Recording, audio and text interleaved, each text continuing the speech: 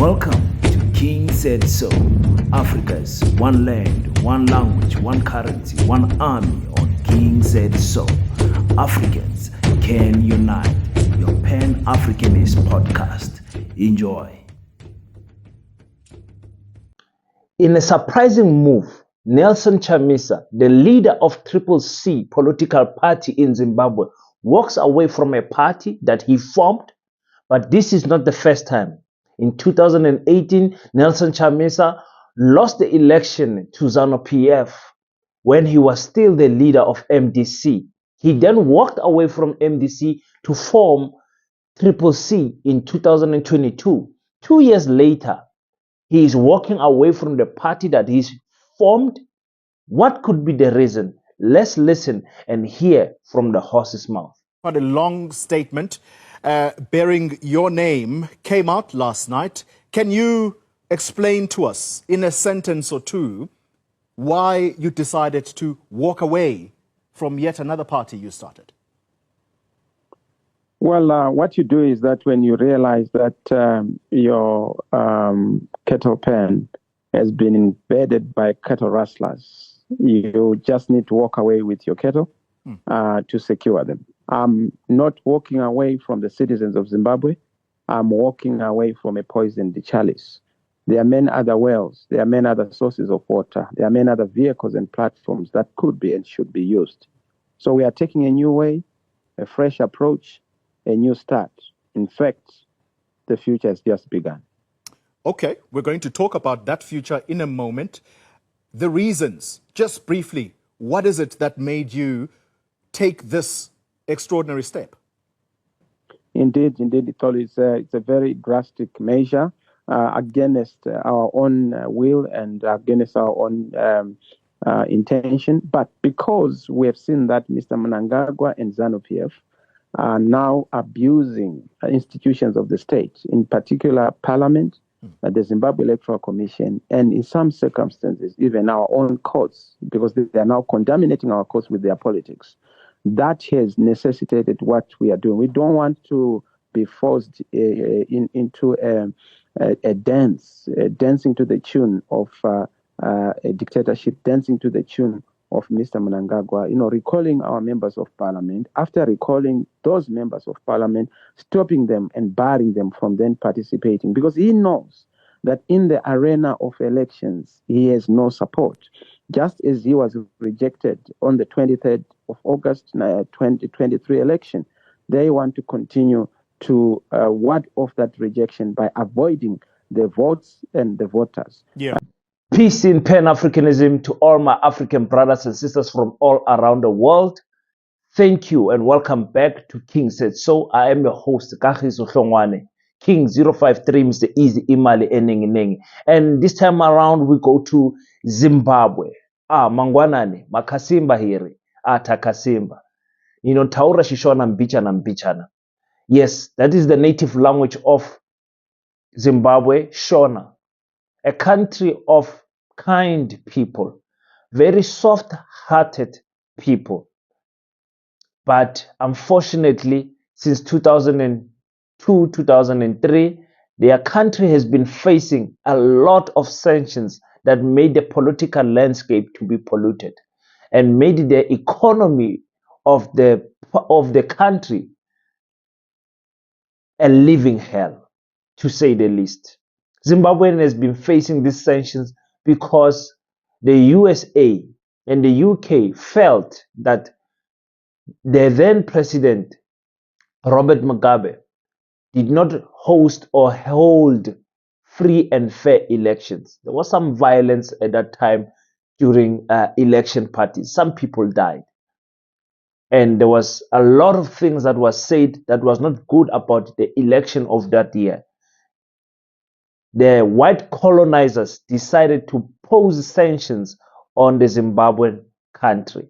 And those sanctions has driven some Zimbabweans out of their country, some running to South Africa in aid, seeking better health care, seeking better living conditions. Our African brothers have been going around in Zambia, going around in Mozambique, going around in Botswana. You find some Zimbabweans moving up north into the SADC of Africa. They've been struggling for real. No country that surrounds Zimbabwe has came to the aid of Zimbabwe. You have never heard South Africa fighting the sanctions with their fellow African brother, Zimbabwe, that assisted us, by the way, during the fight of us fighting the apartheid government, because they got independence before us. The situation in Zimbabwe needs a hero. The Zimbabwean people need someone that can stand up with a bold fist and face ZANU-PF and say, listen, we will not have this anymore. Not only that, Zimbabwe needs to make an international cry to say, remove the sanctions on our country. Because the sanctions that you have posed due to Robert Mugabe, that man is 6 feet and rotting under the ground. May his soul rest in peace. One of the greatest presidents in Africa. Unfortunately, the African hero held on power for a little bit too long, and then he had to be ousted out. He was ousted out and pushed out by the army and his fellow brother who was fighting with him through their struggle in Zimbabwe, Emerson Mnangagwa. Mnangagwa kicked out the old, weak Zimbabwean president Robert Mugabe, who was phasing out his stage of life and also in politics. Emerson Mnangagwa took over the country, went to an election, 2008, and won in the elections. 5 years later, the Zimbabwean people were still not happy with what is happening in Zimbabwe. Here comes Nelson Chamisa. Everyone thought that now this young man could be the hope that we were looking for, could be the light at the end of the tunnel to take us out of the economical situation. Nelson Chamisa traveled the world speaking to various other countries outside Zimbabwe to say, help us get rid of this dictator. This man is a dictator. He's doing whatever he wants in parliament and he rules with an iron fist. At one point, I was also convinced that Nelson Chamisa could be the man that can save Zimbabweans. He then gave some few speeches building up to the 2023 elections. And I was so disappointed for his lack of aggression in the approach of fighting Emerson Mnangagwa, because I feel like Mnangagwa is a man on a mission, a heartless man, a man that is dealing with the gold system of Zimbabwe, exporting them via the diplomatic planes to the Arab countries and making sure that he's enriching himself. A man that has employed 5 of his family members in the parliament of Zimbabwe. He's appointing family members as members of parliament. That is the problem that we're having here in Africa. Nelson Chamisa showed weakness, according to me, when about I think it was 11 or 22 of his parliament members were fired from parliament by the MDC, by the ZANU-PF, just because there was someone who's not even a member of CCC wrote a letter, said we are releasing these people from parliament, and they removed them. It was a big court fight and all of that. And that's where I saw that this man is not brave enough to fight the fight that needs to be fought to win against Emerson Mnangagwa. That is what is happening. He's a weak man. We have to say it as it is. As a Pan-Africanist, you could never ever show any weakness when you are facing an enemy. Your weakness is you admitting to defeat. It can never happen that as Pan-Africanists, we look back or step back or doubt ourselves when it comes to fighting. And Nelson Mnangagwa, Nelson Chamisa is not the man to fight Nelson Mnangagwa. No way. First of all, he's a pastor that makes him too soft, because he's always thinking of grace and thinking of turning the other cheek. We don't work like that when we are fighting the economical fight to save and liberate our people from the clashes of sanctions and the clashes of dictatorship in our countries. You saw what happened in Burkina Faso. You saw what happened in Niger. You saw what happened in the Czech Republic. You saw what happened in Mali. There is no time when you take over the government. There is no time of being a soft man. And that is what Nelson Chamisa is. I'm not going to call him other names. I'm just going to call him a soft man that is not equipped to deal with the likes of Nelson Chamisa. He says he has not walked away from the Zimbabwean people, but there's other ways of fighting this war. He's complaining about ZANU-PF abusing its power in parliament, abusing how they just dictating whatever they want to do. And he's going to leave his party because ZANU-PF has infiltrated his party members and they are turning him against him. So he's going to start another party. And in the hopes of what? In the hopes of what? Nelson Mnangagwa is still going to abuse the power in parliament, even if you start 3 other parties. I don't understand what is the logic that he was trying to get to. But to me, it just came down to the point that this man is a lawyer, a pastor, a soft-hearted man, a good man that does not belong in politics. He has a good heart. He wants to see change for the Zimbabwean people, but he is not a commander that will be standing in the front line and fighting the fight that must be fought. That's all I'm going to say about Nelson Chamisa. I'm very disappointed in him living in the party that he formed. Doesn't make sense.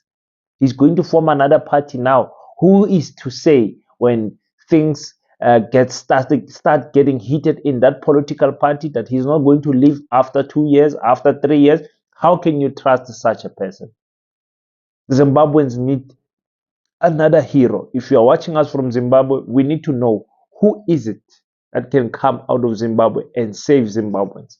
Don't you have a mini Julius Malema or something like that? Why don't you start the economic freedom fighters, the EFF, in Zimbabwe? Come on, man.